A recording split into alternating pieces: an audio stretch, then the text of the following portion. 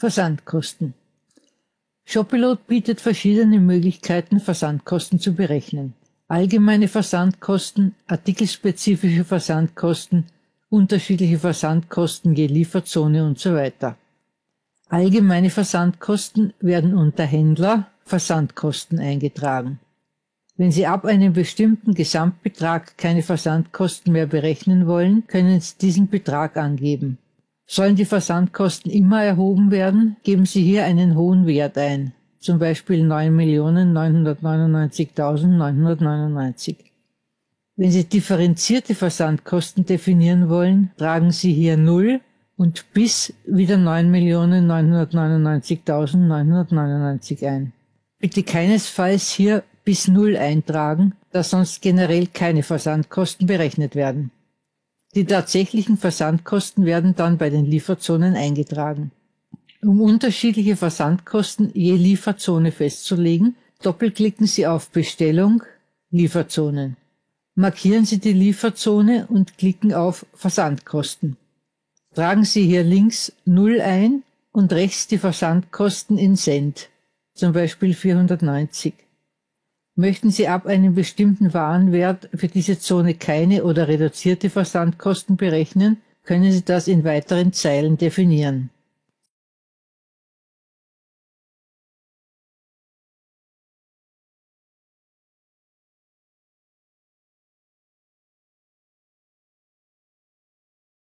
Bedeutet, ab 100 € Warenwert die halben Versandkosten mit 2,50. Ab Warenwert 500 € versandkostenfrei. Shopilot kann die Versandkosten auch artikelabhängig berechnen. Dazu legen Sie das benutzerdefinierte Artikelfeld X-Shipping an. So können die Versandkosten zum Beispiel abhängig vom Gewicht berechnet werden. In diesem Fall wird in der linken Spalte eine Gewichtsklasse eingetragen. In diesem Beispiel werden für Artikel, deren Gesamtgewicht unter 150 Punkte ist, mit 5,90 Versandkosten berechnet. Von 150 bis 499 mit 9,90 und über 500 mit 15 €.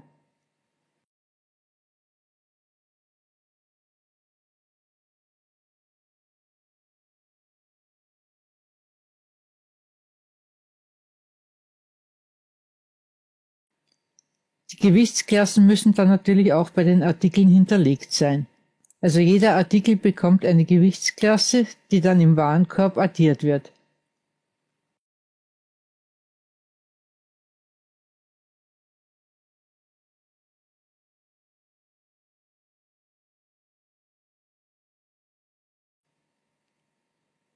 Wollen Sie bestimmte Artikel versandkostenfrei anbieten, kann das mit einem F hinter der Zahl im X-Shipping-Feld realisiert werden. Auch diese Funktion kann für jede Zone extra aktiviert werden. Doppelklicken Sie auf die Zone und setzen Sie den Haken bei Versandkostenfreiheit ermöglichen. Bei allen Zonen, wo der Haken nicht gesetzt ist, gilt diese Versandkostenfreiheit nicht. Bitte beachten Sie, in diesem Fall gilt die Versandkostenfreiheit für alle Artikel, sobald ein versandkostenfreier Artikel im Warenkorb liegt.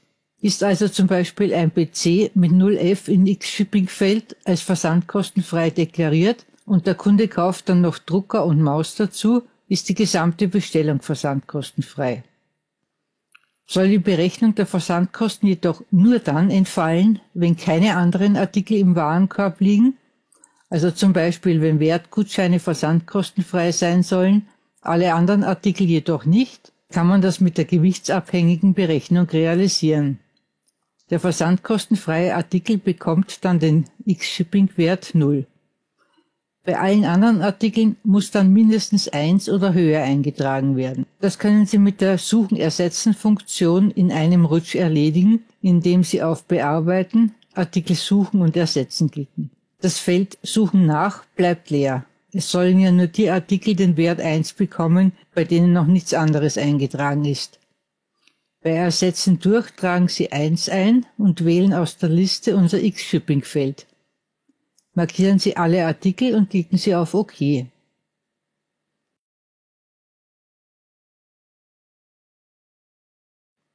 Die Versandkostentabelle schaut dann so aus. 0, 0 Euro, ab 1, 4,90 Euro.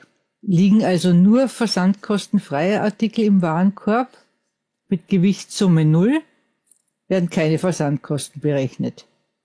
Bestellt der Kunde zusätzlich auch irgendeinen anderen Artikel, werden die Versandkosten normal berechnet.